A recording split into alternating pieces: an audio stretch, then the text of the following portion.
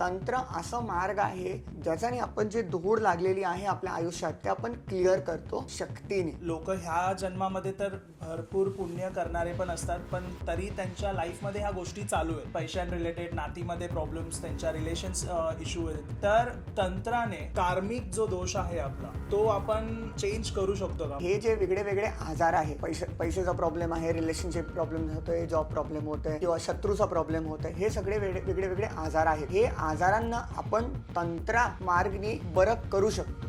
तंत्रामध्ये शक्ती.